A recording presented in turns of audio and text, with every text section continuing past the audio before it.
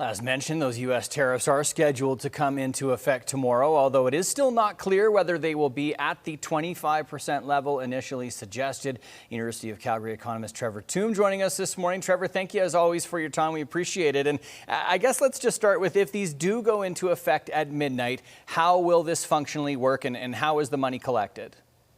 Well, tariffs are taxes that a country levies on imports. And so these would be taxes that the United States government levies on American consumers and businesses when they import products from Canada.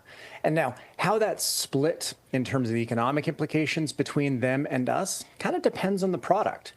Most of the things that we send to the US will feel that in the form of slightly lower demand for the things that we used to provide to them as consumers there shift into other things.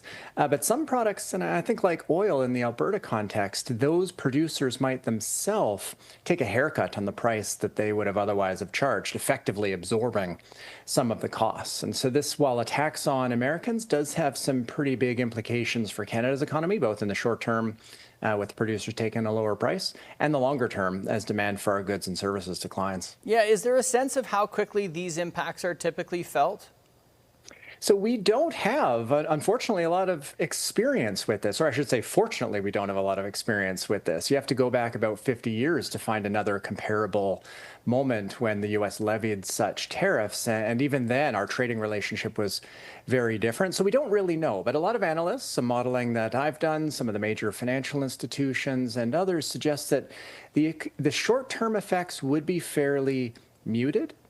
But as the months go on, then demand declines, output in Canada falls, and unemployment rises. If it is a 25% across the board on goods and 10% on energy, then we should have in mind that the unemployment rate might rise in Canada by about 3%, but it would take until about the end of the year for that full effect to be felt.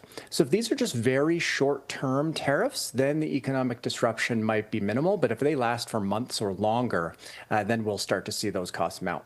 And how is the sort of, I guess, some of the indecision, it seems, on the part of the Trump administration play into this? They're going to be enacted, they're not going to be enacted, it will come on this date, it will come on that date, it'll be 25%, it won't be. How does all that sort of indecision play into this?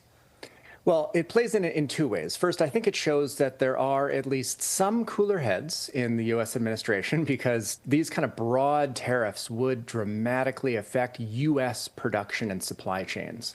About 4 out of every $5 that we trade between the two countries is in the form of capital goods and intermediates, not goods that you and I consume at the end of the day. And so tariffs can be fairly disruptive. So I think there's some hesitation on the part of the U.S. to actually follow through on across-the-board tariffs. And I suspect that if we do see tariffs by tomorrow, that it may not be broad. It might be a little bit more targeted, or maybe a slightly lower rate to ensure that whole manufacturing plants producing vehicles in particular in the U.S. don't themselves shut down. Okay. But then second, I think it kind of also shows that the high level of uncertainty that exists, that itself creates an economic challenge for Canada. The threats of the tariff makes businesses think twice before investing or expanding existing facilities, and that has real economic implications for Canada right now, whether the tariffs occur or not. Okay, and we'll all be on pins and needles to see if they actually do. As always, very much appreciate your insight, Trevor. That is University of Calgary economist Trevor Tombe.